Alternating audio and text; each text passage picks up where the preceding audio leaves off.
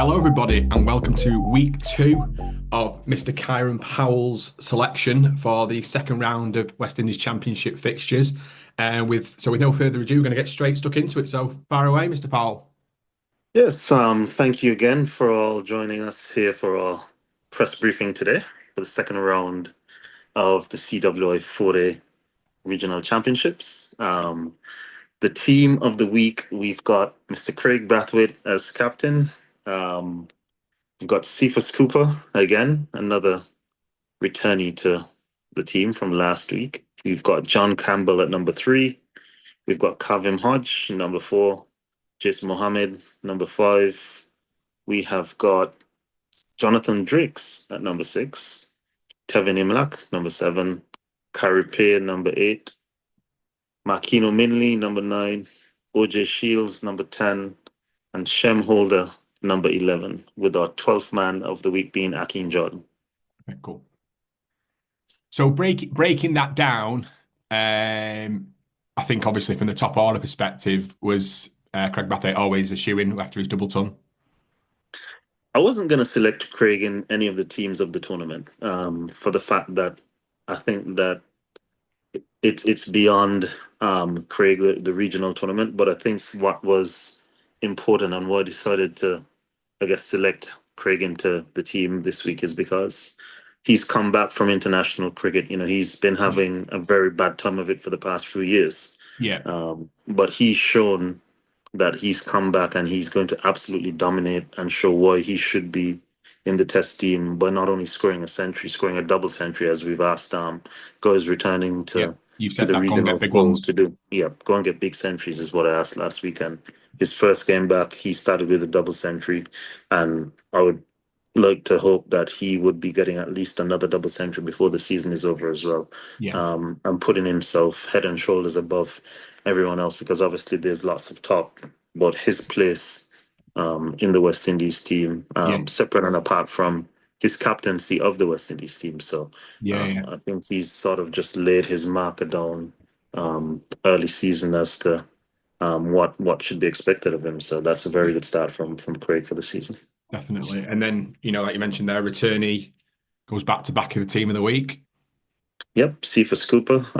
Last week, Trinidad won 2 innings to 1 this week. Much the same again for Yeah, them. Um, his 1 innings, he got 117.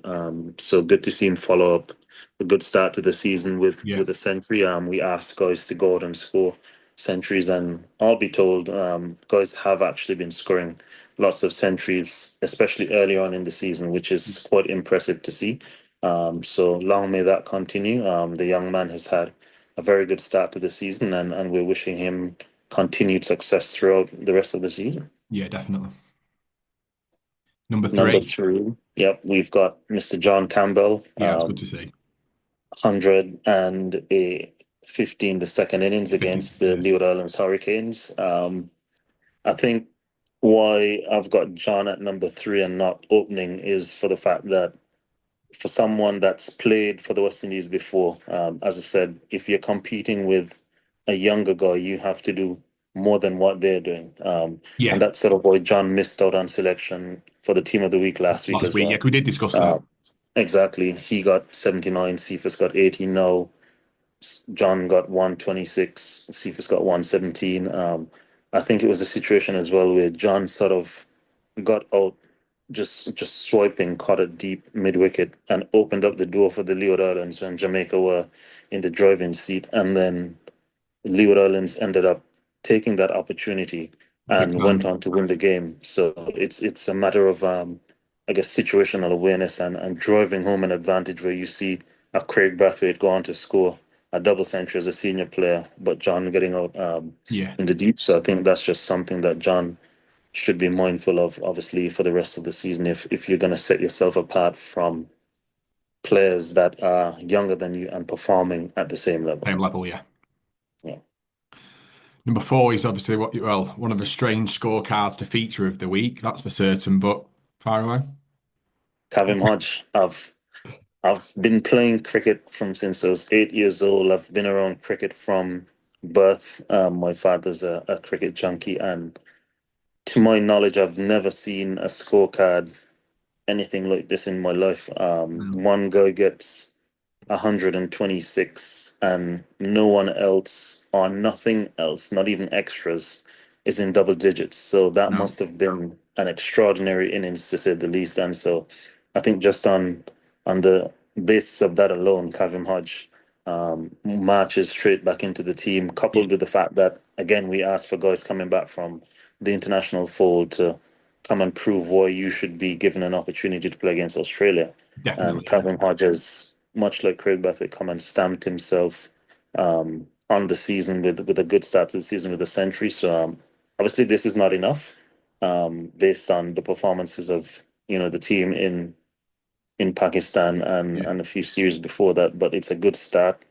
He needs to kick on now and score maybe another two centuries, and then we can sort of say, okay, Kevin deserves a chance again against Australia. But it's a yeah. very good start for him. Yeah, definitely, especially under the circumstances. So with limited support, it's only, I suppose, that you can do. But to go and do that, I thought, what, fair play. Like I said, it is a crazy scorecard. So for him to come out with a 1-2-6 is a good effort. Number five. Number five, another returnee from Yeah, last week's Team of the Week, Jason Mohammed.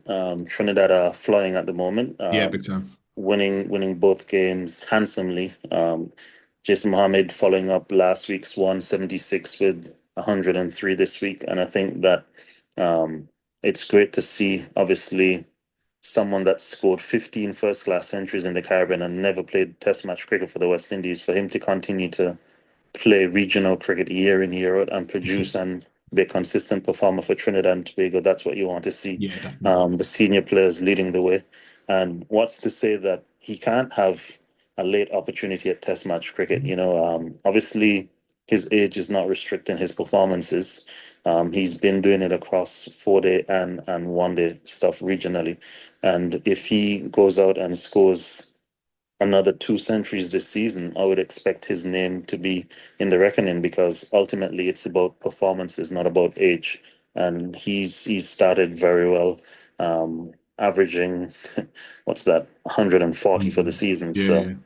why not give him an opportunity if he's going to be one of the leading performers? So very consistent thus far for the season, and I think he'll be sort of licking his chops heading to Warner Park for his next round of matches. Yeah. So it could be 3-3.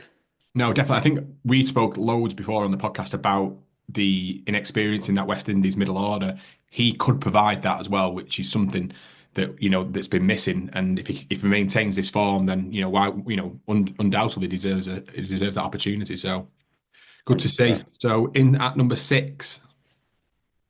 At number six, we've got Mr. Jonathan Drakes. I've played against him a few times. His game has expanded. It's evolved a bit from since I've first seen him. Um, Obviously played with him during the 50 over tournament for CCC. Yeah, Um, he had a very good 4 day season last year for someone that I guess would have just started for Barbados. His second first class century, scoring 117 in yeah, that mammoth 580 odd score that Barbados would have made. Put on a huge partnership with his captain, Craig Brathwaite. So yeah, very good to see him early season taking advantage of an opportunity, probably with the likes of a few players coming back into that yeah. Barbados team, probably vying for Big West time, Indies yeah. selection as well. So, I mean, that only not only gives him a chance to stay in the team, but to continue to perform with these senior players coming back. Yeah, So, Jonathan Drakes definitely deserves his spot in the team this week. yeah. And then I'm guessing that leads us on to the wicket keeper at number seven. 100%. Tevin Imlach, 126 and 80. Um, Much like Craig and Kavim, we've asked for guys coming back from international duties to put their hand up. Obviously, Imlach would have replaced Joshua De Silva in the starting 11 for the test team in that recent Pakistan series. Didn't have a good time of it with the bat, but much like the other batters on that tour, he was expected to come back and show why he was selected. I think he would have been offered a bit of grace anyway, having it been just um, his first test series. But to start like this, the position that Ghana were in as well, I think they were sort of 60 for six. The And he equivalent, dragged them, yeah, he dragged them all the way up to 340, reducing sort of the lead that the CCC would have had, and then came out to bat in the second innings at number three and scored an 80. So definitely single-handedly will this team to victory. And I guess this is sort of what I was asking for last week from Jamal Hamilton, for example, who yeah, got a 90 odd again this week. 93. Yeah, your stats look different when you convert it to 100. Yeah, Imagine him having two centuries and a half century now, as opposed to two half centuries and a 40 odd. yeah, You've seen young Colin Tuckett score yeah, his maiden first class century as well, 103 not out against Barbados in Barbados. Obviously scoring a century against Barbados in regional cricket, I think, is second to none. And with that being his first century and him being a young wicket keeper batter in the Caribbean, I think that steads well for him and his career going forward. yeah, Hopefully yeah, he can continue to develop and continue to grow. He's only 20 years old. I think he's 21 in a few weeks' time. yeah. So very happy for him and good to see that the wicket keeping spot is hot for competition right now Big with time. three guys definitely putting up solid numbers on the board. Yeah, And also Amir Jangu, who yeah, scored 84, I think, and also is another wicket keeping option in and around that international setup. yeah. No, that's good. And then we go into the bowlers. We've gone for Mr. Carey Pear at number eight. I Yeah, think last week he missed out on the starting 11 as a matter of just preference more so than performance. This week he can't be denied. no. 12 wicket haul, 8 and 4, going for less than 60 runs in the match Yeah, combined. 12 wickets. Amazing start to the season. I think he's got some 21 wickets in the first two games of the season. So yeah, we asked spinners to go and dominate, try and get 50 wickets at less than 20 because we know the pitches in the Caribbean aid spinners dramatically. And yeah, so he's definitely put up his hand and is leading this Trinidad bowling attack. When you look at the likes of the Trinidad attack with the Jaden Sears, the Anderson Phillips, the Brian Charles, all guys who've been selected for West Indies in red ball cricket yeah, before. Carrick is someone that's known more so for his prowess in 50 over and most of T20 cricket. So it's yeah. good White to ball see that wise, yeah, in yeah, good to see him sticking up his hand and putting up strong performances like this. yeah. No, it's consistency as well. We spoke about that from the batting perspective, but it's consistency as well from the bowling side of things, and it's an impressive start to the 4 days championship stuff. That 100%. At number nine, we've got Marquino Minley. Um, this is someone that's been a consistent performer in red ball cricket across the years. I think what stood out was his performances in the 50 over stuff last season, which he's not particularly known for. And now he's obviously taken that into the 4 day stuff. Second game of the season had a bit of a slow start in the first round, but here picking up a 4 wicket haul in the second round yeah, of the season. We've asked for fast bowlers to go and take big wickets. Caribbean cricket is dominated by spinners doing the bulk of the bowling, taking the bulk of the wickets. So I think for the benefit of West Indies cricket, you need to see these seamers making big impact in regional cricket and getting 4 wicket hauls, getting 5 wicket hauls, getting six yeah, wicket hauls. Putting up their hands and saying, "Look, I am a viable option for the international scene as well." Where I think that the West Indies have a pretty good bowling attack, to be honest, compared to any other team around the world, but it's never a bad thing when you're spoilt for choice, yeah. especially in the fast Competition for bowling places, department. Yeah. So big time. it's good to see Marquino Minley continue to perform on a regional level, Yeah, and hopefully he continues to do that throughout the season. yeah, definitely. We are at number 10. We've got Mr. OJ Seals playing for the combined colleges and campuses. Yeah. Got a 4 wicket haul. I think I went for him because he brings something different in his pace. Right. Um, Okay.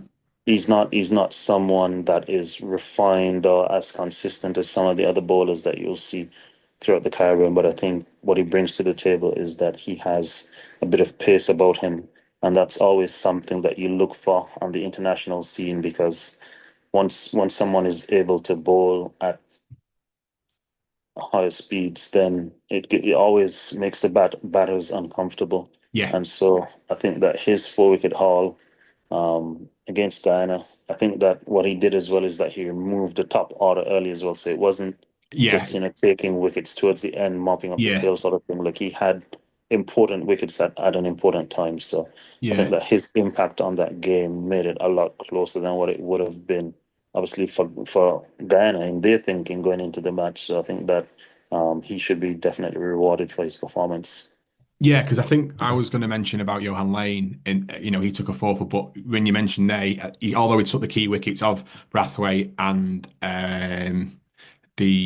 Jonathan Drake's, because of what you're saying in terms of the impact it probably has on the game, it's a different thing. So your point is absolutely completely valid. It was just good to see Johan Lane, with a four for as well for the academy. Yeah, no, it's a very good point that.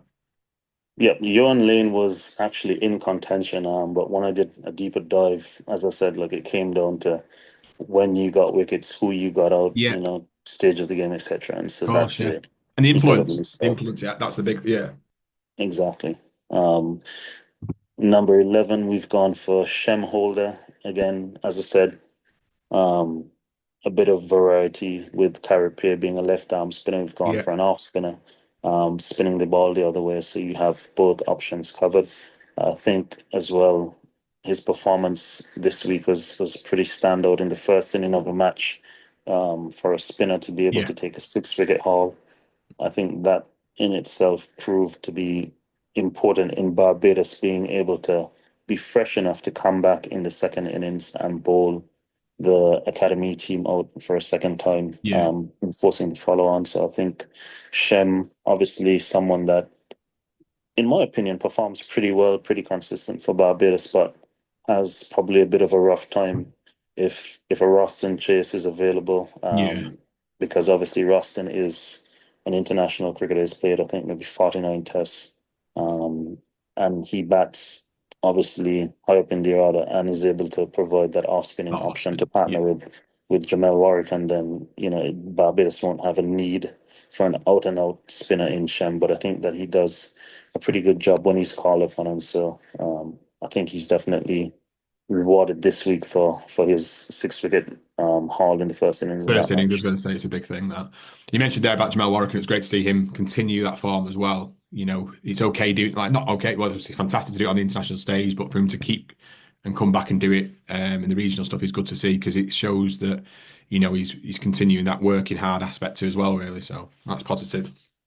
100%. And I think he had to definitely work hard for his wickets in the second innings. Obviously, the pitch would have deteriorated, and you'd expect him to come into play. But the academy batters didn't just hand their wickets to him. I think No, he bowled some 37.2 yeah, he was. overs for his 6 wickets. So Yeah, he had to toil very hard for his success. And so that shows that, obviously Warwick is continuing to evolve. He's continuing to grow. He's still yeah, only went at 2 point something per over for his wickets. He wasn't going at much, so he's very consistent, very patient, and wore the batters down over time. So again, another very good performance. But he unfortunately misses out because Carrier you just can't. can't be No, denied for his performance this week. no, not for a second week running. It would seem incredibly harsh.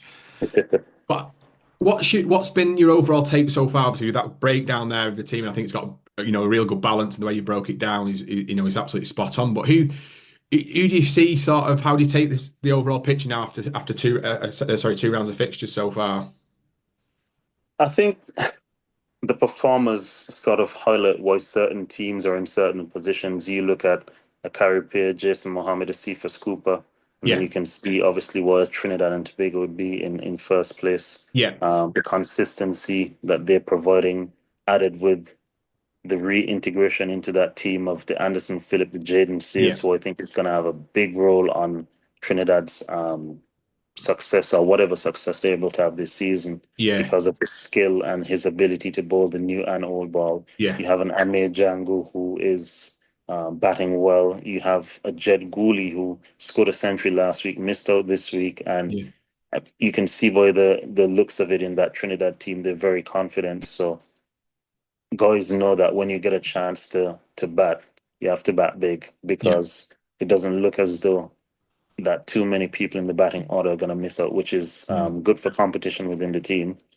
So that team seems to be driving itself on pretty well. The Guyana team as well, always a dark horse, sort of there and about, and somehow without anyone realizing they're the ones lifting the trophy at the end of the Yeah. season. I think you've seen quite a few guys put in some strong performances for them as well. Matthew Nandu got Yeah. 60 something not out. I think he got a not out in the first game as well in the second Yeah, he innings. did.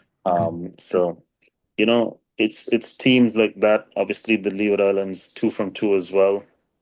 A They lot just of don't half seem to be spins, firing though just yet. That top order. and that's the thing. They're not necessarily firing as they probably would like to. No. Um, I know someone that could fix their top order issues, but Mm. that's that's a story for another day. I've Yeah, his heard of name a rings a guy that bell. yeah, I've heard of a guy that used to knock about a bit. Do a bit. Yeah, do a bit, score a couple centuries for them. But that's a story for another day. I think what's going to be good for them though is obviously you've had O'Shane Thomas come back into the Yeah. team last week and he picked up some wickets. I'm expecting Alzari Joseph to come back into the team this Yeah. week. And so that match in sync, it's going to be a battle for top of the table when you look at Be a good game. Leeward Islands 2 from 2, Trinidad and Tobago 2 from 2. Two of West Indies' premier fast bowlers in Jaden Sears and Alzari Joseph either side. Yeah. Um, Quite a few West Indian players in each team's batting lineup as well, and amazing cricket pitch for batting. If you're patient and you bowl well enough over time, you will get something out of it. You've got Harry Peer, who's flying at the moment. Rakeem Cornwall, who's gone under the radar, but Big time. still has 13 wickets Big time. in 2 games. Without having much of an impact on the season.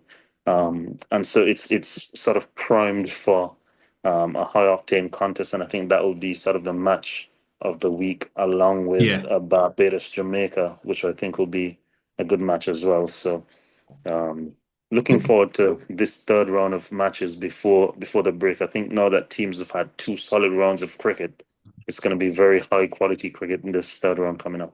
Yeah, I'm really looking forward to the third round as well. Um, yes, we'll see what that holds for the third round. But you mentioned there about Jimbo. One thing I realised big time, and we've spoke about it so much as well previously with like Nathan Lyon, is that because he has that constant consistency of just going at two and over, they really can just manoeuvre the quick so perfectly and change it up. And he does go under the radar. Like I said, he'll just pick up his wickets, but because of how he performs, every now and then he'll just have that seven for, and he'll really change the game. And I think that the impressive thing for me from a Leeward Islands perspective is that they have gone 2 from 2 without the top order firing, and I think I'll that's a tell big you, positive. I'll tell you what it is with the Leeward Islands as well. It's sort of a well-oiled engine at this point now. Yeah, You pretty much know what you're going to get from the senior players, which allows the junior players to come in, yeah, chip in, and just provide some sort of impact on the game. yeah, Um, you have someone like an Alzari Joseph. I think the last 5 40 games he's played for the Leeward Islands, let's say, that would be spanning over probably a 3 to 4 year period. The last yeah. 5 games he's played, he's taken at least a 5 wicket haul in Right. one innings of each of those matches. So for him now to be available pretty much for the rest of the season, I think the Leeward Islands bowling attack, if he doesn't get you, Raheem Cornwall will. And Yeah, then you've got guys around them, the Jeremiah Louis, who generally has a good time with the new ball, getting 2 3 up top. So I think they'll be quietly confident with the bowling aspect of things, and they'll be looking for the batters getting starts to push on and yeah. get centuries and then bigger centuries. You've got Joel Andrew, who's gotten 2 half centuries in the Yeah, first 2 games. You've got Kareem McGo, who's gotten 2 half centuries in the first 2 games, and I think he's a very, very talented player and yeah. has been given a hard time. So it's good to see him now finally getting a a run. I think he's got three half centuries in five first class matches. So Yeah. he's someone that deserves an opportunity. But then you also look at it and understand that there's a Justin Graves still to come back into this Stewart Yeah. Islands team as well. So there's still more depth, more batting and bowling ability to come back into this team. And they look poised for a pretty good season. Yeah, definitely. Well, I look forward to next week's review, and hopefully there'll be a few new entrants as well, and some people obviously retain the spots because ultimately that's what we want to see is this consistency that we keep speaking about. I'd like to see a new name at the top of the order, but we'll see how it goes. We'll see how it goes. Pretty excited to see how the rest of the season goes. As I said, I'm expecting quite a few names to be coming back into the regional teams, vying for test places. Obviously, with Coach Darren Sammy taking over Yeah, for the next series. So coming back in is one thing. Putting up performances and big performances at yeah, that is a completely different situation. So looking forward to continuing to watch good cricket. It's always good to of see course it is. that batters are scoring centuries now. You've got lots of guys scoring half centuries and realizing that that's not going to cut it anymore when you have so many people around the region each week scoring centuries. I think that, for example, someone like a Jermaine Blackwood would have been very disappointed with this week's output based on the start that he had to the season Yeah, and will be looking to rebound in Barbados in particular. So, yeah, looking forward definitely. to the entire week of cricket coming up. Absolutely. Well, thank you so much, Mr. Powell, Chief Selector. Very insightful as always, and I will speak to you all soon. Thank you, guys. Thank you all for joining our press briefing. We'll see you soon.